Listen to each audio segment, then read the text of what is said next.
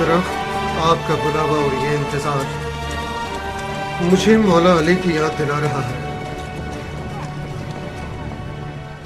جنگ نہروان کے بعد میں نے مولا علی کو دیکھا کہ اسی مقام پر اس درخت کے نیچے بیٹھے ہوئے تھے اور کفیوں کی راہ تک رہے تھے۔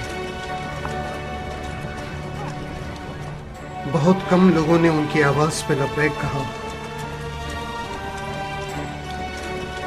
اس ملعون قوم کا دوغلا پن ہمیشہ ایسا ہی رہے گا۔ مولا علی کی بددعاؤں نے نسل در نسل کوفیوں کو اندھا اور گونگا بنا دیا۔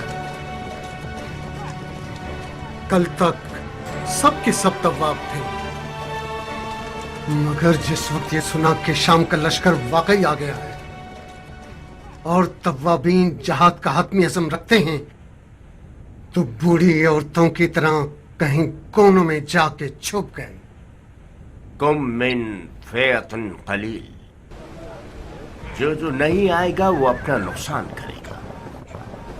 اگر آپ مصلحت سمجھیں تو مختار کے لیے ایک پیغام بھیج کر اسے نخیلہ میں آنے کی دعوت دے دیں۔ وہ کس لیے؟ یہاں آ کر طوابین سے مل جانے کے لیے۔ اس میں شک نہیں کہ مختار اور اس کے ساتھی آ جائیں تو ہماری فوج کی طاقت بہت بڑھ جائے گی۔ کیا مختار کو نہیں معلوم کہ ہم نے نخیلہ میں پڑاؤ ڈالا ہے؟ ہاں، یقیناً جانتا ہے۔ تو پھر اگر آنا چاہتا تو اب تک آ چکا ہوتا۔ آپ تو ابو اسحاق کو جانتے ہیں، ذرا سا مغرور ہے۔ توقع ہوگی کہ آپ بذات خود اسے آنے کی دعوت دیں۔ تکبر سے خدا کی پناہ۔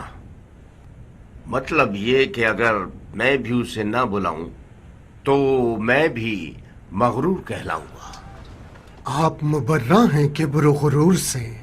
نہیں رفاہہ، نہیں، میں بھی ایک انسان ہوں۔ خدا اور شیطان کے درمیان ایک بال برابر راستہ ہے۔ میں اب تک یہ سمجھتا تھا کہ مختار ہمارے قیام کا مخالف ہے، جب ہی سامنے نہیں آ رہا۔ اصل قیام سے وہ ہرگز مخالف نہیں ہے۔ اس کا یہ کہنا ہے ہمیں ایسی تدبیر سے جنگ لڑنی چاہیے کہ فاتح میدان بن کر وہاں سے لوٹیں۔ ٹھیک ہے، جیت کا اپنی ذات میں الگ مزہ ہے، لذت ہے۔ ہم بھی جیتنا چاہتے ہیں، مگر ہر قیمت پر نہیں۔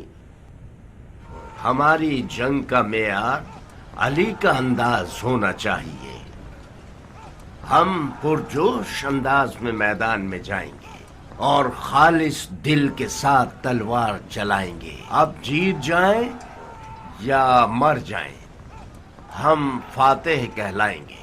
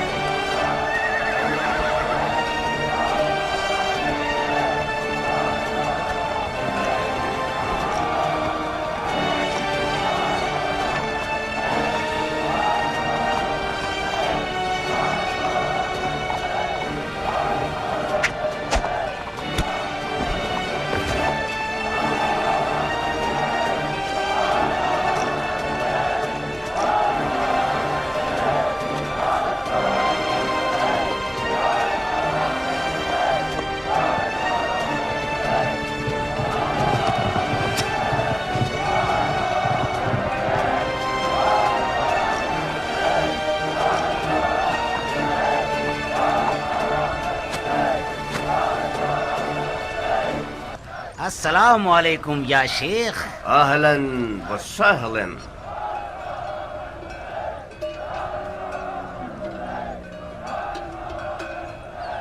لشکر کا جھنڈ کبھی جنگ کے انجام کی دلیل نہیں ہوتی۔ میدان کا فاتح وہ ہے جس کی نیت خدا ہو۔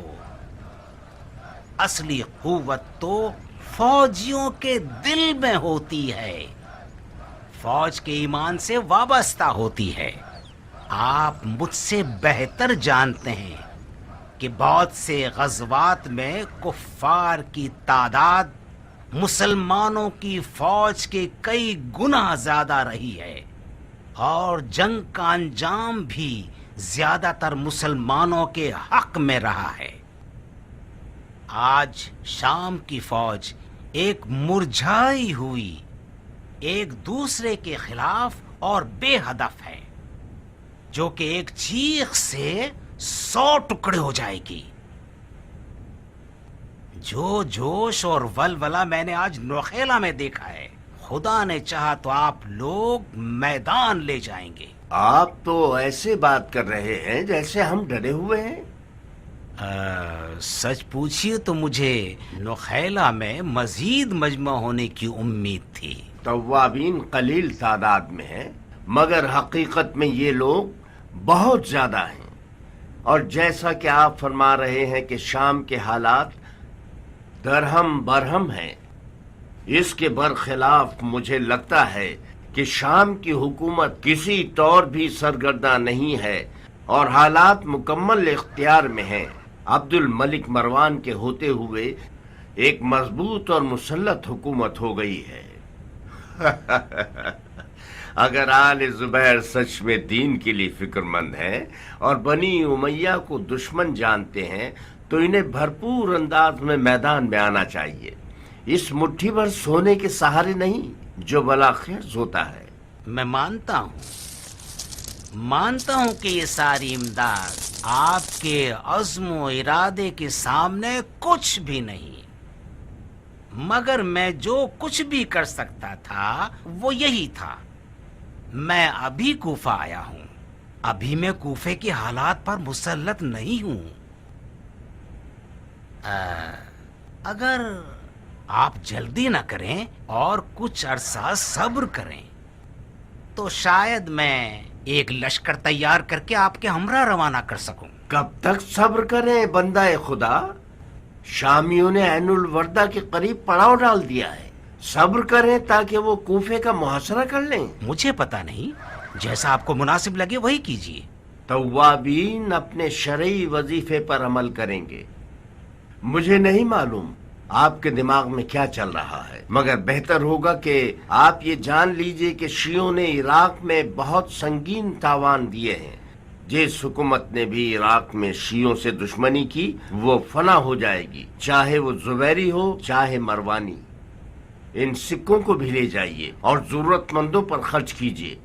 علی کے بعد بہت سے غریب اور ضرورت مند لوگ بھوکے رہ گئے ہیں۔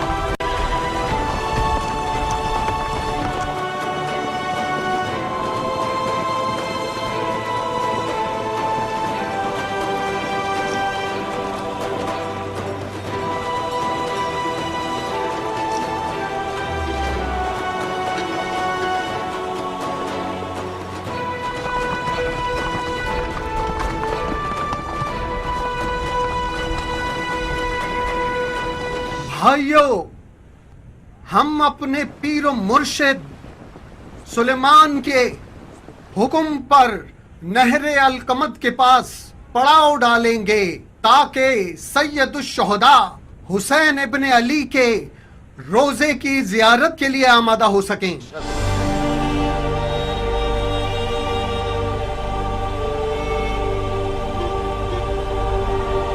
اے تواب بھائیو، میں اپنی تلوار کا نیام توڑ رہا ہوں تاکہ آج کے بعد یہ نیام میں نہ جائے۔ میں اپنے سر کے بال تراشوں گا، جو کہ ایک مجاہد کی پہلی نشانی ہے۔ میں غسل شہادت کروں گا اور کفن پہنوں گا، اور قسم کھاتا ہوں کہ نہ مال غنیمت کی لالچ میں لڑ رہا ہوں اور نہ دنیا کی لالچ میں۔